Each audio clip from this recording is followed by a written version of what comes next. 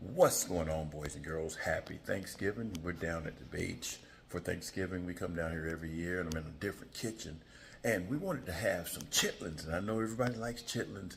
So we got some of these pre-made Aunt Bessie's chitlins. Now, they're good chitlins, but you do have to kind of have to make them a little bit better by adding stuff to them. Because I think out of the carton, they're just kind of plain tasting. But we're going to make these things my way, and they're going to be good.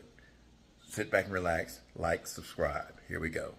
All right, we're going to start off simply. I'm not in my own kitchen, so I've got the basics here. We got the 2 containers of chitlins. We got some sliced green onions, some tri-pepper mix.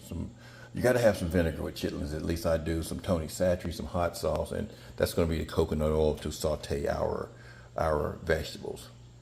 Oh, and look at that, guys. We're using gas down here. You know, at home, I'm using electricity. We got some gas. So we're going to take about 2 tablespoons of oil, put it down in there and melt it.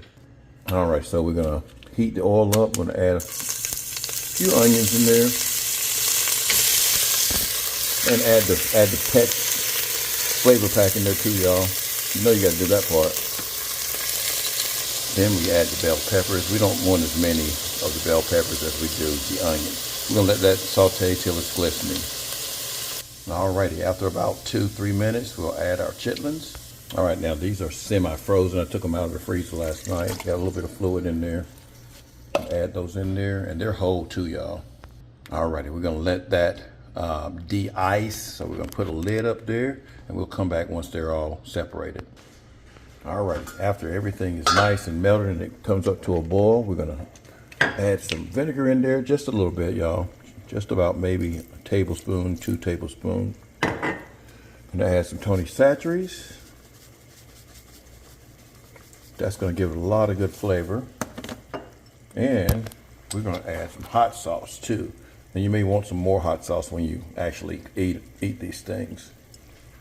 And we're going to let these cook for about 45 minutes. Because again, they don't come, to me, they don't come nice and tender. So we're going to let these things cook for about 45 minutes to an hour, and then we're going to check the tenderness. We'll be right back. All right, it's been about an hour or so, and how you tell if they're tender, if you can stick a fork through them, like that right there. And these are still not quite as tender as I like them. Now another little test I'll do is I'll put one on a plate and I'll see if I can cut it with a fork. And it cuts pretty good with a fork, so maybe these things are done. And then of course, the test is to chew one and see if they're tender. Okay, those are done. Yep, those are done. So maybe another 15 minutes or so. We're gonna let them go. I get it, but it should be like. All right, you're not gonna turn off camera? All righty. So we took them out of the boiling water, and we're gonna chop these up. Now you could eat them plain and big like this, but we like to have ours chopped. So we're gonna chop these up. All righty, those are nice and chopped up. We're gonna put them back in the pan without all the liquid in it. And then we're just gonna finish putting the final touches on it.